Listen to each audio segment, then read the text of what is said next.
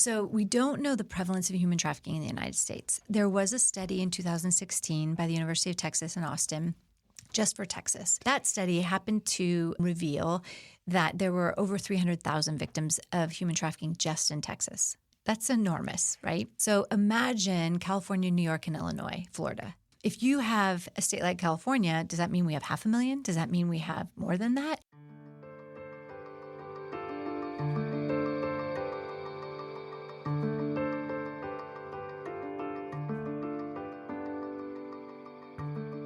Hi, I'm Jeff Holden.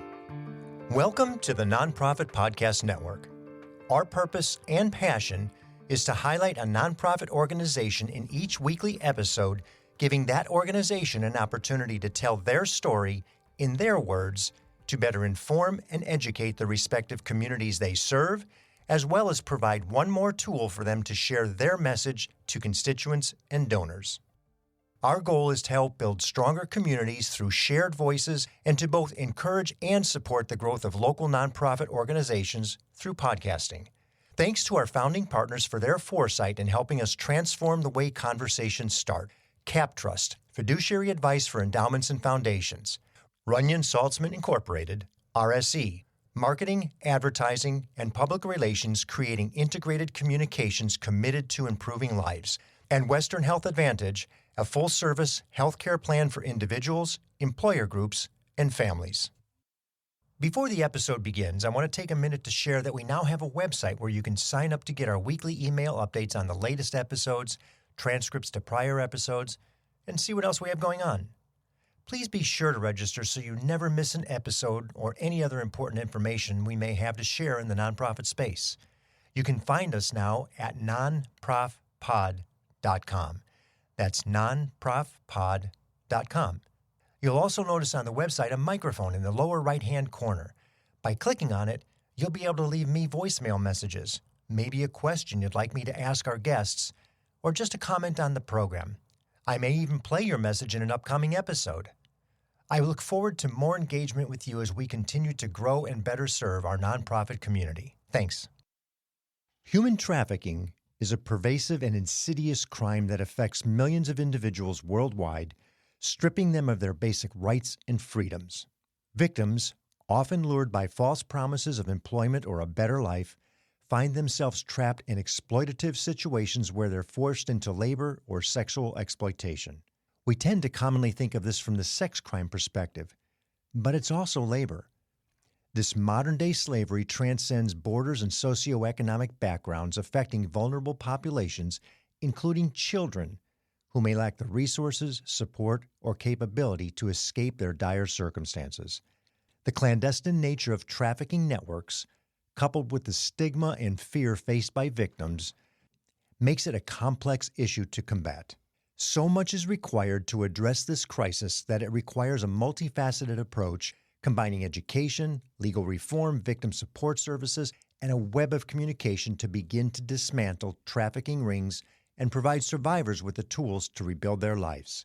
Ashlie Bryant is one of those people who was not only impacted, but stepped deeply into the human trafficking nightmare with an intent to make a difference, knowing step one was prevention, and the other steps that followed were focused on support of the victims. Ashlie is the co-founder, president, and CEO of 3Strands Global Foundation, working to improve the awareness and education of what human trafficking really is, its prevention and support for those impacted by it. And with January being Human Trafficking Awareness Month, how appropriate we've been able to have her join us for this very necessary conversation. Ashlie Bryant, welcome to the Nonprofit Podcast Network. Thank you so much. It's so good to be here. Well, I'm really excited to talk with you today because I remember when I was at the radio stations, KFBK in particular, now 2010, that would have been, so almost 15 years ago, I remember you coming in to talk to Kitty O'Neill about this program. Yes. And I think all of us were shocked and mortified that this is happening in our community. And it's not selective. It's not specific. It's not geo-targeted or socioeconomic. Right. It's everywhere. That's correct. It's prevalent everywhere. Let's get into the discussion. Before we get too deep into the why of the organization, can you tell me how you came up with 3Strands Global as a title? Yeah. So we focus on 3 different initiatives: education, employment, and engagement. We talk a lot in threes, but really it is those 3 areas of focus. And a cord of 3 strands is not easily broken. So all 3 of those things woven together, uniquely, 3 Strands has the ability to have employment influence education, education influence employment, engagement, which is advocacy and policy, influence both. So all of those 3 woven together is really strong. So everything's intertwined in a fabric that's woven so tight. That's right. That it doesn't separate. That's right. Tell me the genesis of the organization. What brought it to be? What was it that prompted you to act? Yeah, my background is in high-tech marketing communications, telephony. And that's what I had done before. And unfortunately, in 2008, my good friend's daughter was trafficked from a sleepy suburb here in Greater Sacramento. And that really launched me, and there were 4 of us together to co-found 3 Strands Global Foundation.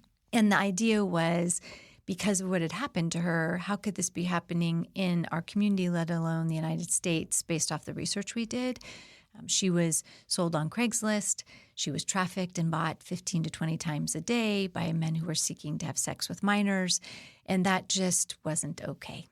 And so for the 4 of us that sat around my kitchen table, it was a conversation of what can we do? And so the idea of prevention is what surfaced. How can we prevent this crime from happening? Stop it before it starts. I'm just shocked at the numbers you just shared in a day for a minor. That's wrong. Yeah. That is just wrong. Yes. And she was recovered? She was recovered. She was 17 years old. She was recovered. She was in the Bay Area, brought back to Sacramento. But back then, as you can imagine, I mean, we are, almost 20 plus years from that time, or almost there. And there wasn't a lot of services. There weren't, the counseling component, what didn't exist. Today, where we are is a very different place than we were that many years ago. And so the idea of what can we do to make survivors' lives easier, thriving, what component can we play in this, as well as how do we stop it before it happens, really was the conversation originally that we were having. Back to the prevention and education. Right. And how lucky she was only in the Bay Area, not somewhere across the globe. Right. Well, it was law enforcement who recovered her. So she was recovered and brought back to Greater Sacramento. And that's when we really understood that what you led this conversation with is this is a crime that hides in plain sight.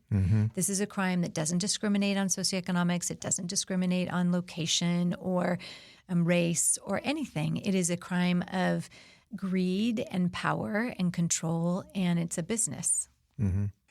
Speaking of business, you actually have a number for what this is globally as an industry. Yes.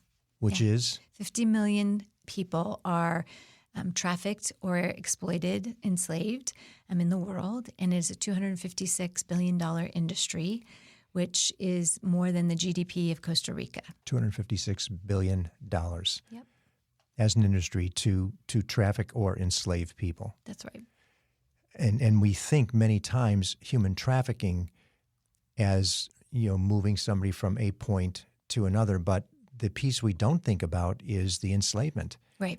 And, the slave labor that people are caught into, even in the United States, it's happening. Well, and I think that that's a really important point, Jeff, is that when we think about human trafficking, we do think of it often overseas only, right? Thailand or Cambodia or a different country. But it's happening in all 50 states, in all our zip codes, whether urban, rural, or suburban. And that's the component over the last 15 years that we have really focused on making sure that we make happen, which is to raise the level of awareness of human trafficking so that people say, oh, this could happen in my neighborhood. I need to be aware.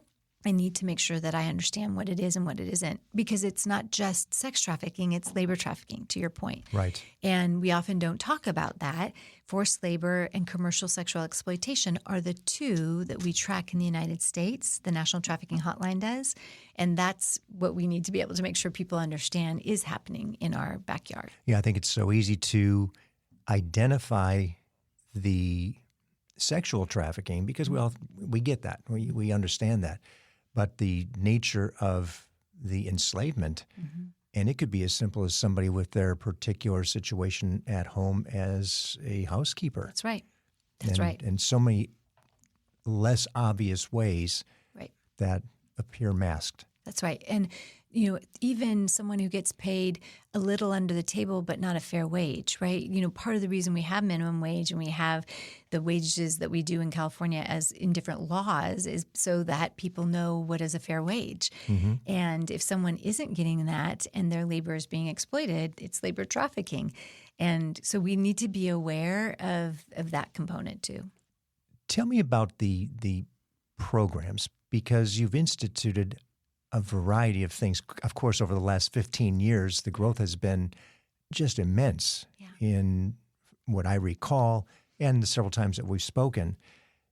Walk us through some of the prevention programs and the core programs of the organization. Yeah. So originally when we began, it was prevention education. We started in 9th grade, actually in El Dorado County, just bringing education to the classroom. But we found very quickly that we needed some components, and this was leveraging my background in for-profit, right? Not only marketing, but data.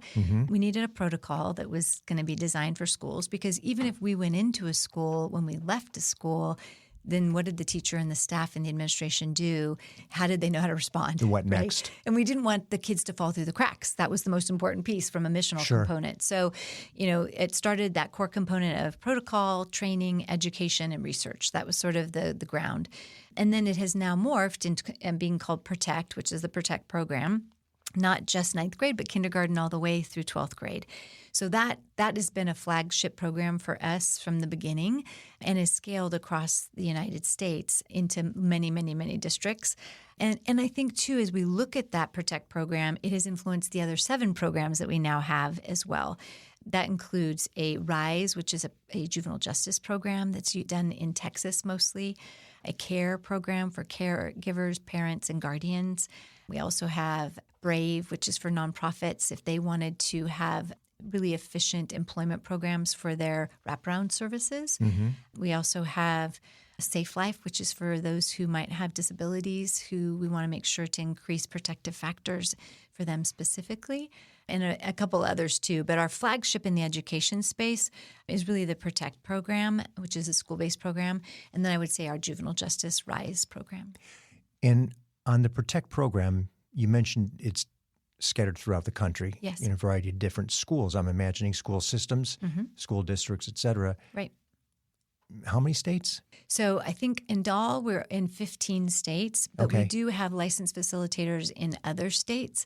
So when you look at our map, it looks like almost there's someone in all 50 states who has either gone through the program or who has become a facilitator to deliver it.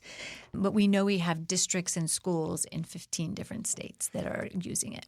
And this is for both the education of the student to make the child aware of what to watch for, to say no to, et cetera, how to say it, and imagining appropriately. Yes. As well as for the leadership, the schools, the teachers, and parents? That's correct.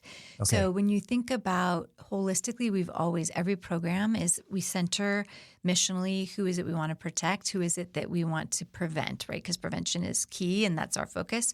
So student.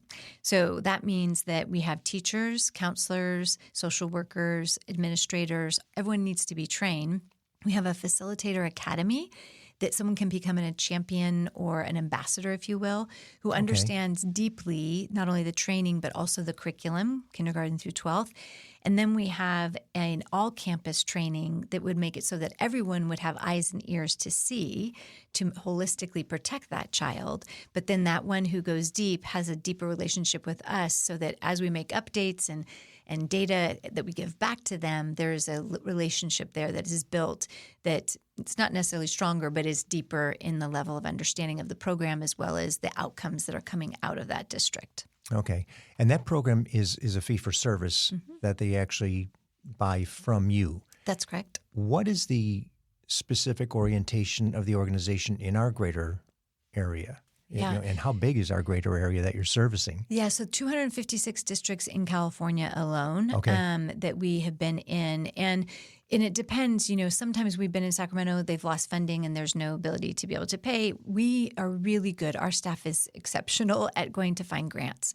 So that's a space where we can partner with corporations or even service groups to be able to say, hey, if there's a grant for $5,000 or $10,000 or $20,000 or $100,000, this is how many we can reach. And we can walk alongside that grantor in order to deliver the prevention education too. So it doesn't only have to be fee for service from the district. In fact, in California, it's usually not. In California, we actually have the majority of grants that we have received. Okay. In other states, they have some different buckets that they pull from so that they can actually pay for it. But mostly it's grant provided.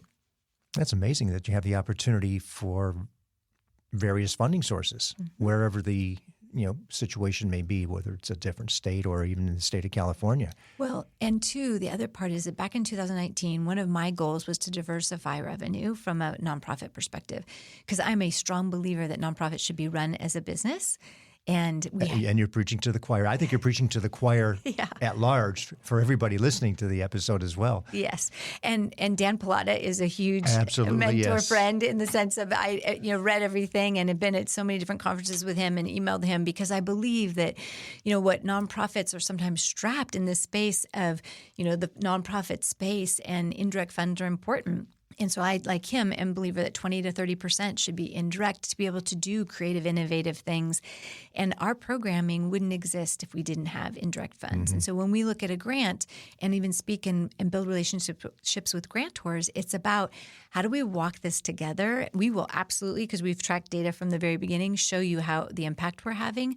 But how do we make sure, beyond a reasonable doubt, that that we're providing what we say we will, we have the impact we are, and that we have those discretionary funds that if something comes up that we didn't anticipate, we can cover. To your point, let me be impossible to be misunderstood that these are businesses.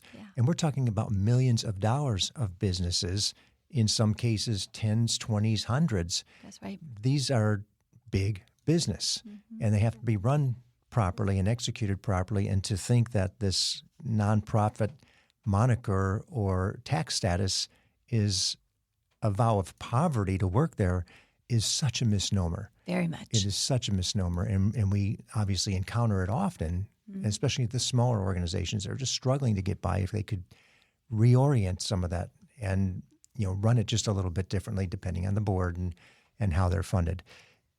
Let's talk about collaboration a little bit, because you started to go down the path, and I just got excited. I don't want to get there ahead of myself, but you touch a lot of different organizations just by your existence. Yeah. Who do you find that you collaborate most with? Wow, that's a great question. We nonprofits in the direct services realm. Here in Greater Sacramento, as well as the Bay, we have our direct services program.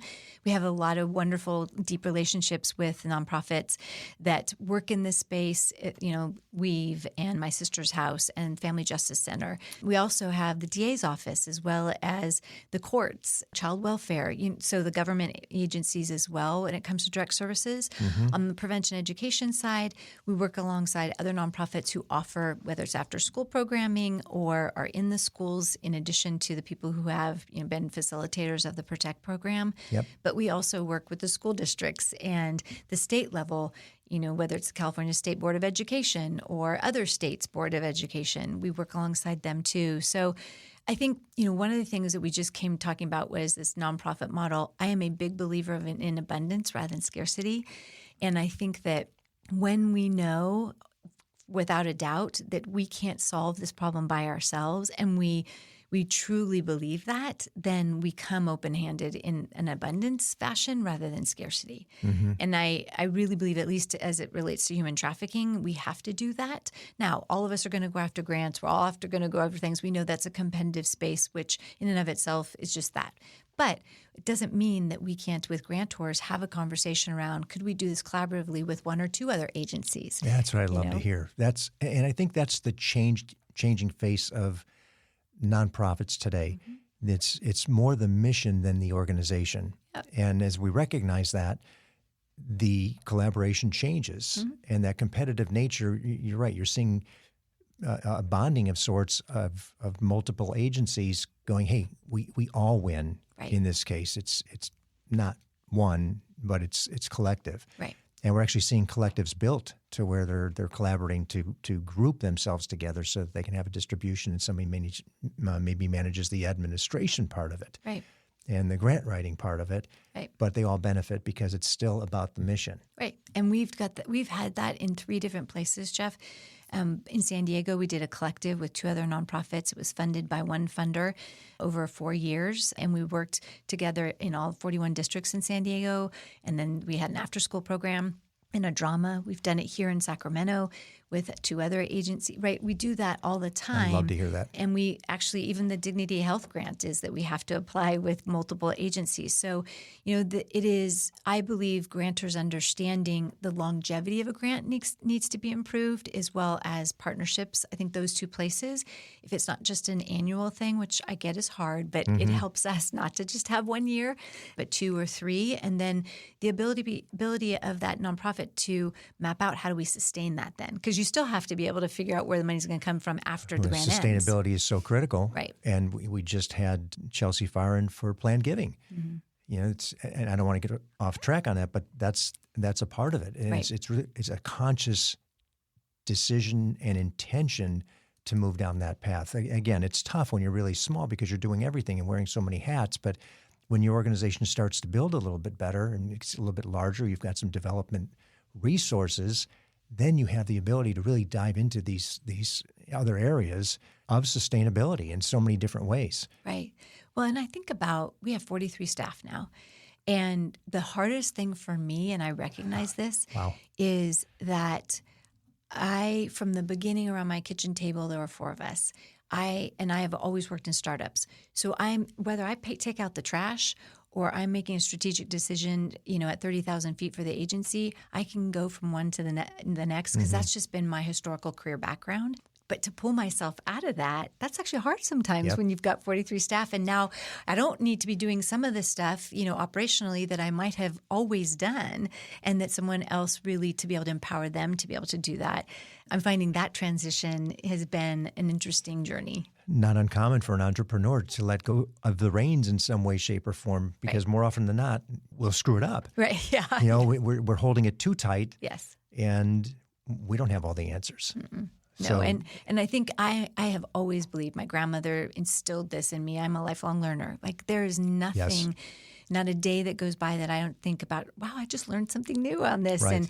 And to be curious is a huge piece of our culture, and not to be, this is the way it is and it'll never change. That's not who we are as an agency. It can't be, because that's not who we've always been. So 10 years or 15 years ago to today, just look at the difference. Look at the organization, the difference in the organization, but look at the not only the awareness, but sadly the volume of this crime.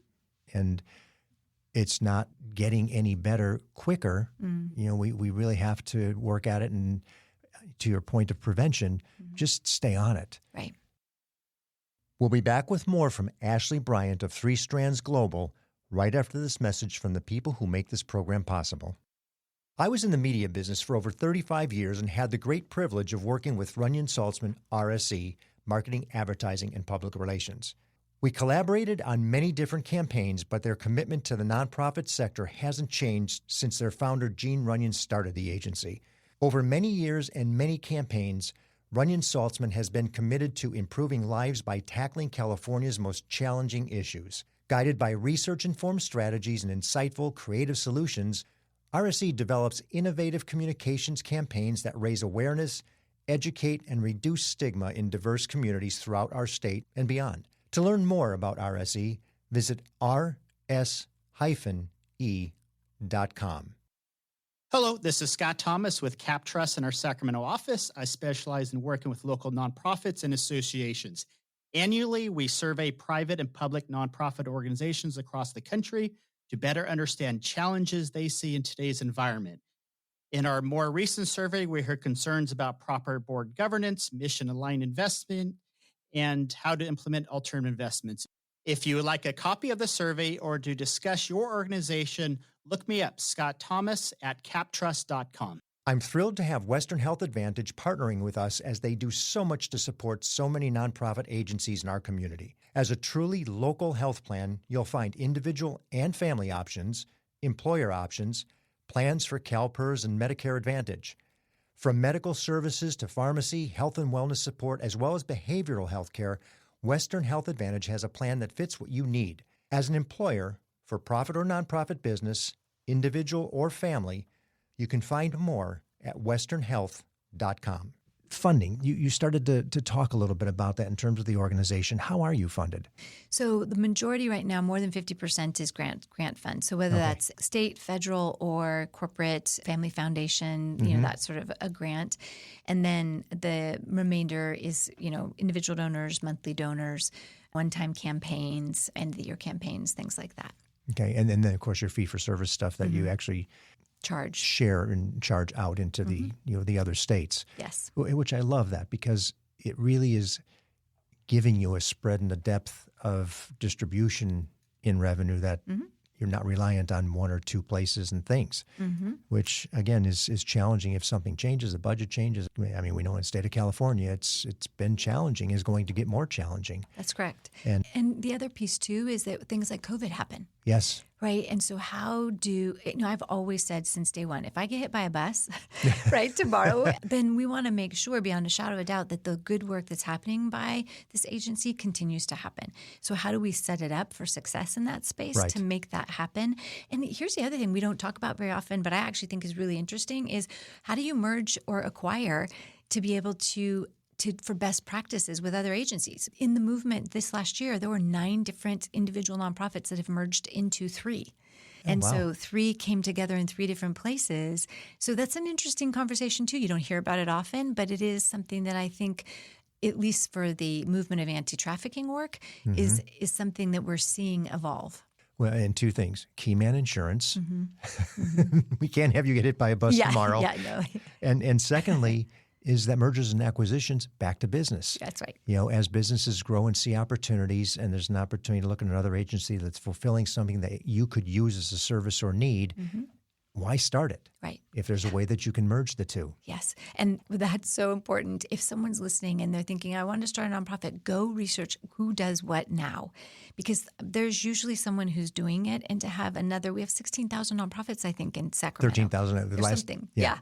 And so make sure if something exists, go have a conversation, have lunch, have coffee to be able to see what might be in alignment so that there's not another nonprofit out there, but doing what we can do missionally together. And to your point, we do get calls, can I come on the program? I've got a new nonprofit. And we have some criteria, 2 years as an agency and or 2 years as the executive director, leadership, whatever it may be. And then the second question is, if you're a newer nonprofit, what are you doing and why? Yeah. And do you know there's 14 others that look just like this? Why don't you take your talents and time over to that organization? That's right. And benefit them. Well, and even more for us, feasibility studies are super important. So, prevention education was the prevention was the focus. Education was sort of the jumping off. But in 2016, we had a meeting downtown where we were asked to come up with an employment strategy for around the Golden One Center. And how could we make sure around, it was a mile or 5 miles around, that there were jobs for vulnerable populations? Well, the very first response was, that's all well and good, but we know a lot of really great NGOs that have employment programs right now. NGOs? Nonprofit and non-governmental agent or organizations. Organizations, okay. Yeah. So nonprofits. And so we don't want to take away from that. We want to make sure. So what we did was not only have conversations with them and make sure that, some had coffee shops, some had thrift shops, but there was a hole, and we saw it through our feasibility study, or a gap of having, jobs in, hospitality or healthcare or office jobs or customer support and service, right? Technology, those types of things. So in 2016, we started Employ Plus Empower, which was our direct services program, because going back to your point about don't just jump in, because we did this feasibility study, there was a gap from a business perspective. Yeah. Then we could actually fulfill a need. And we've had a wait list from 2016 till today. So we know that it Employers looking for employees? Employees, survivors, our clients looking for a job are on our wait list because we have so many that we don't have enough case managers to be able to do wraparound services. Well, see, that's amazing to be able to have that volume of people to know that there's a resource. Yep. And I think just this conversation for employers looking for people who didn't know that existed, here's another opportunity. That's right. Yeah, 3Strands can be that. We've got relationships with employers in the greater 5, counties around Sacramento purposely to place our clients into sustainable jobs. That's what this Survivor Services program was all about in 2016, was at first just around the Golden One Center, but it expanded to all 5 counties around. Oh, I can easily see how that would happen. Once you've got that thing started, it's just, oh, by the way. That's right. In terms of that, let's talk just a bit about proof of performance. Yes. Because we look at, so often we'll see an organization, how are they doing? What is the metric that they're measuring their success by? And you actually are servicing 2 different areas. One is the prevention. We'll talk about in a second because that's the tougher of the 2. But one is the student or the victim of trafficking and their holistic health. How do we know what's happening with them? How do you know what's happening with them? Yeah. So we see, prevention's the umbrella, education is one side for 3Strands, and then reintegration is what we call the other, which is the employment piece. So my background is, like I shared, marketing, and in that, data was always a piece of it. Right. So 3Strands, whether they liked it or not, or we liked it as an agency, that was going to be a piece of what we did. So from the very beginning, we have both quantitative and qualitative data that we have been tracking. Before COVID, we started researching using natural language processing and AI to actually help us with our qualitative and quantitative data. So not only on the direct services side do we track the qualitative data or that may be the client or our case manager is sharing with us, but we actually designed a model to show us when that client goes from crisis to thriving and different levels. So they might go from crisis to building capacity to stability to thriving, right? And that journey. And we know that from the qualitative data analysis that we've done. And we can tweak our programming based off of what we're getting from a data perspective back to us as well. So when we look at impact, we say, okay, in the categories that our client might come in, so childcare, transportation, housing, basic needs, employment, education, where are they in that trajectory of crisis to thriving? And how are we actually getting our qualitative data in, put it through our model, and then we can be able to assess. We probably need to do a little work on basic skills. Maybe we add a couple courses for our clients, our survivor clients, so that they can understand better how to XYZ, right? Whatever that might better be. Reintegration. The more you can teach, the more likely they are to get the job. Exactly.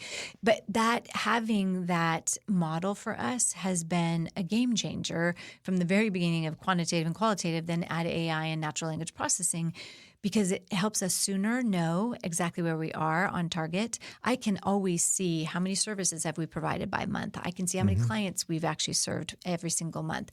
But to understand the quantitative or the qualitative data and the themes of what we're seeing along with crisis to thriving helps to holistically serve that client better. Now the prevention side. Yes.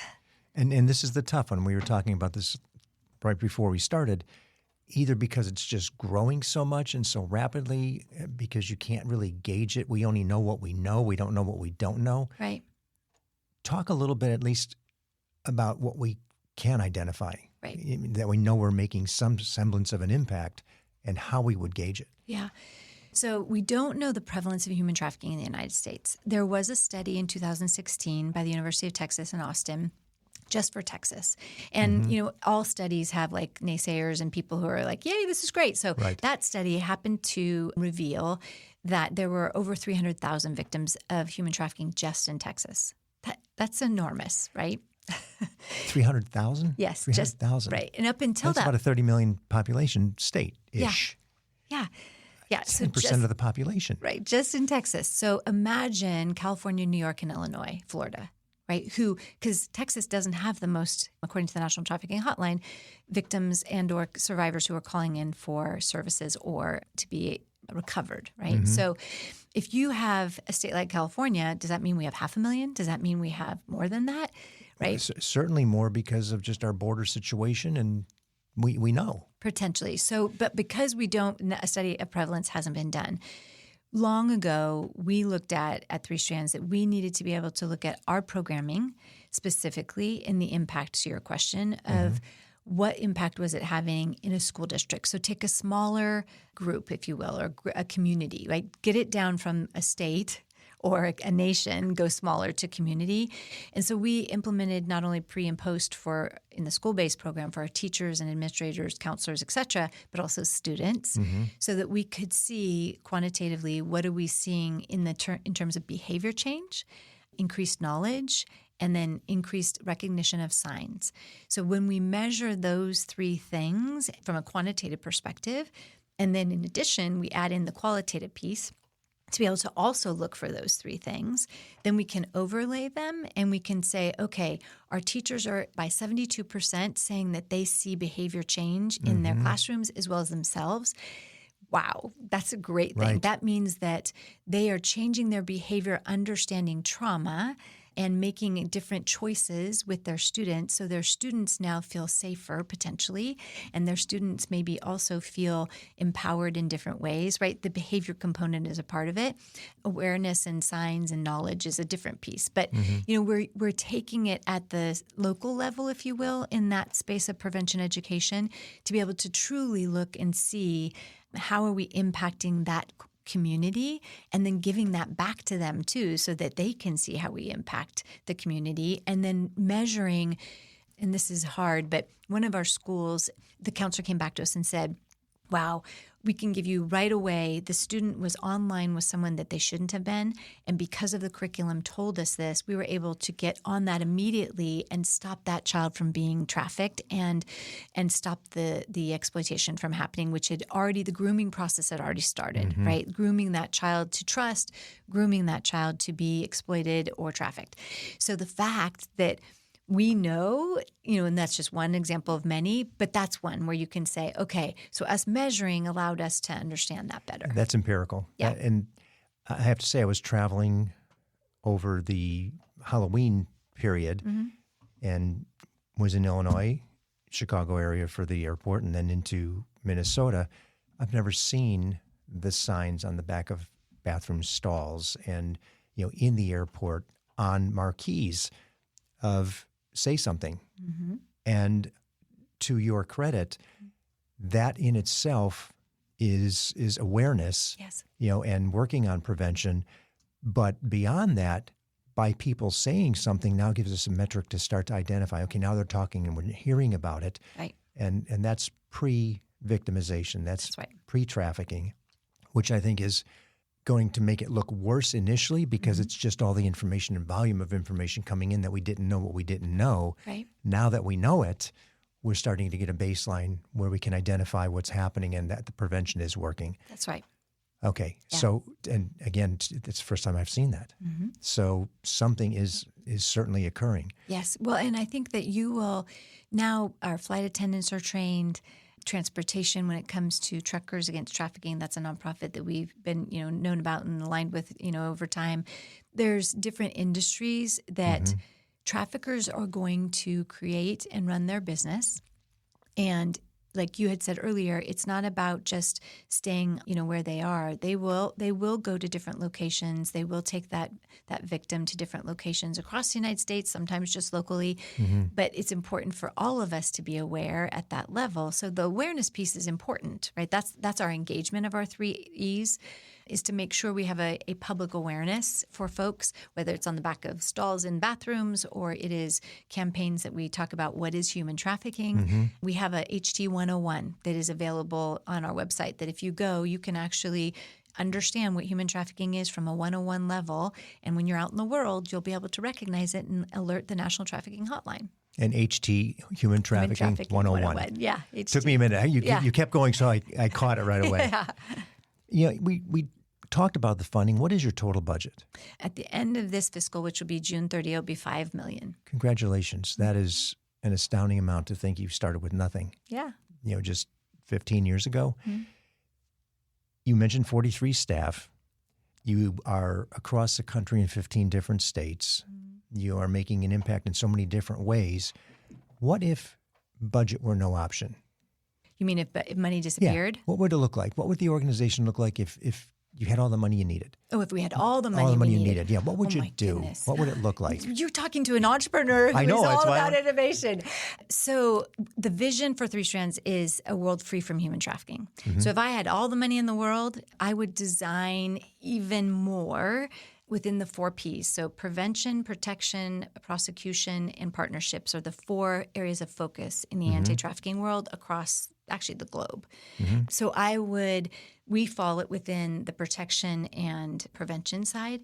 So I would build out probably even more data components using AI and natural language processing to get prevalence, to be able to have an understanding even deeper at the impact that we're having with our programs.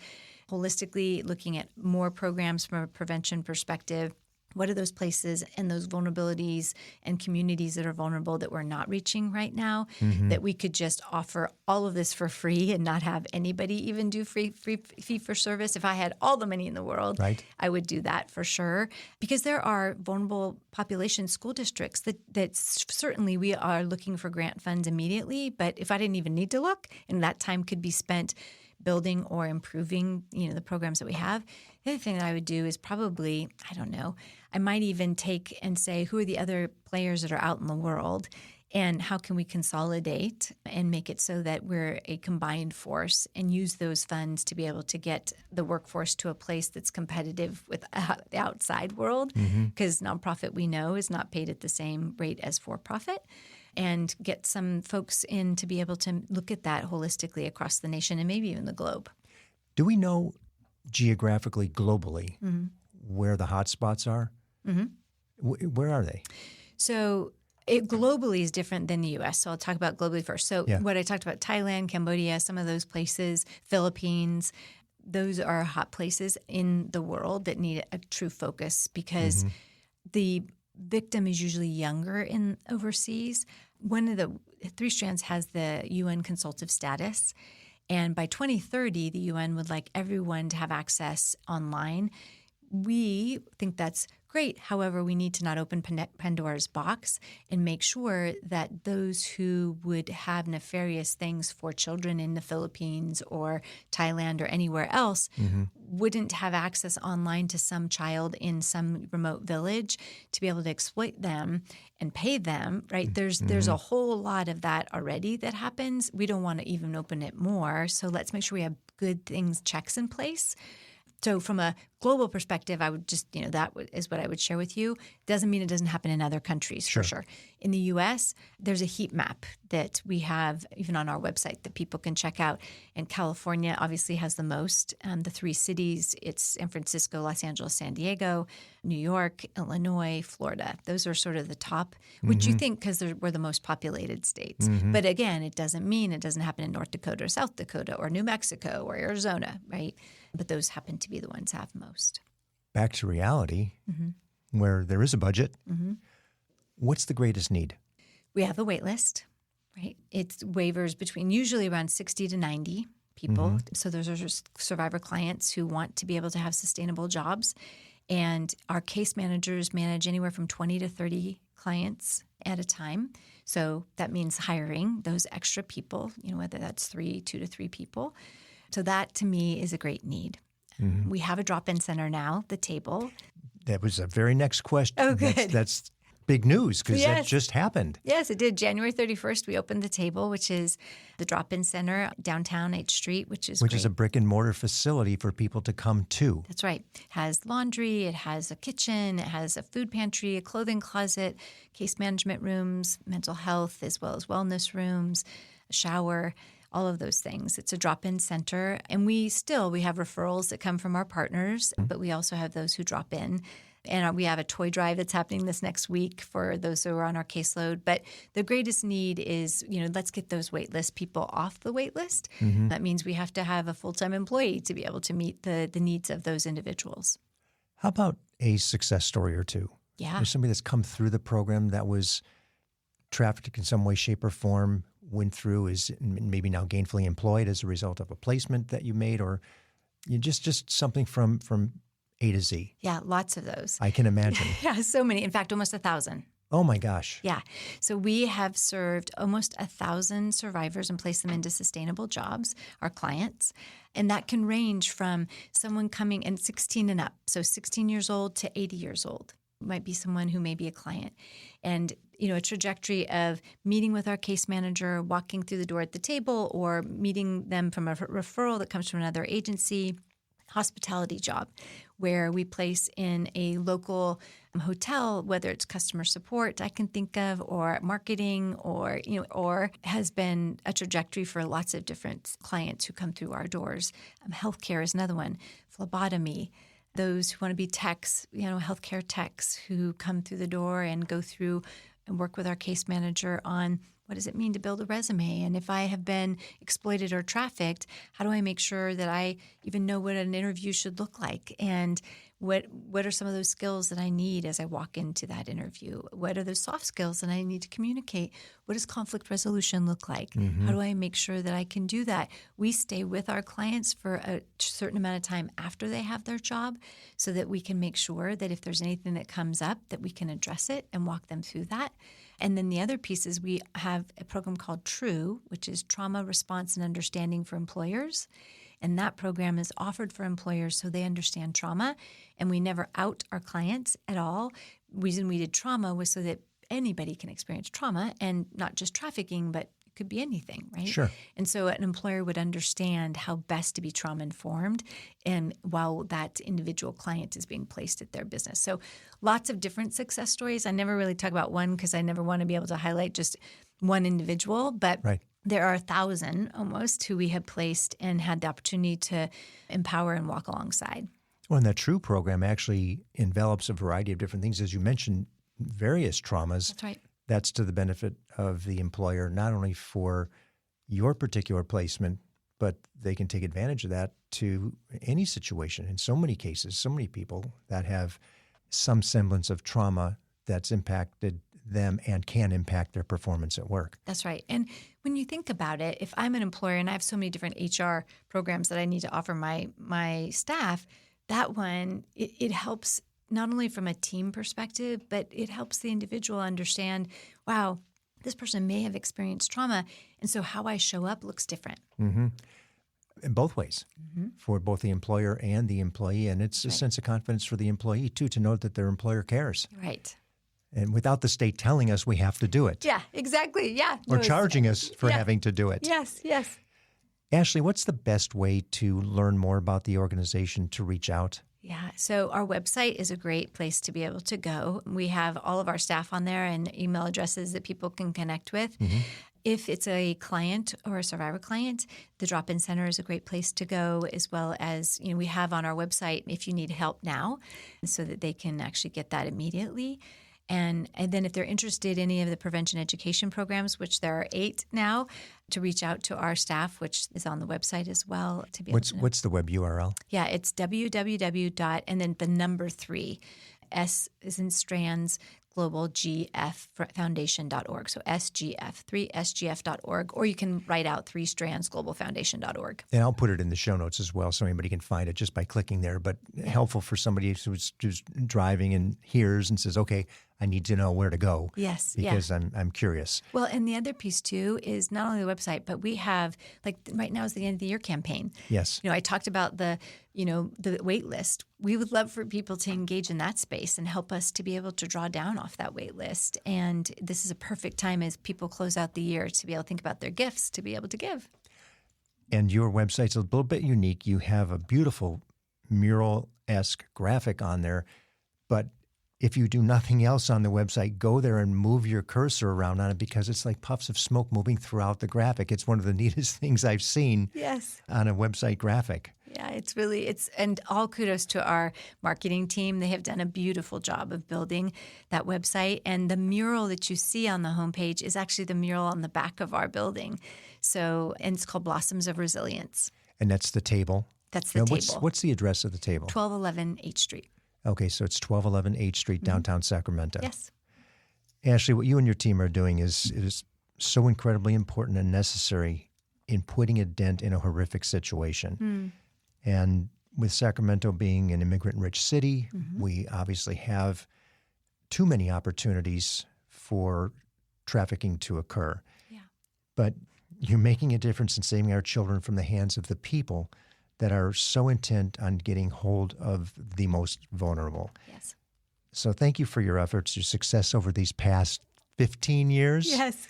And to you and your team in building such an incredible organization that I hope to see it influence all the states, not just 15, over the course of the next 10 years. Thank you so much, Jeff. That means a whole lot to me. It has been an amazing journey for sure.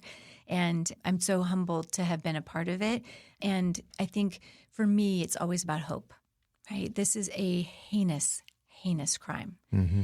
And so there are many days I drive up my driveway and I just cry or scream, thinking about, the things that have happened, whether we've heard about in our programming and or across the nation from a prevention education in that programming.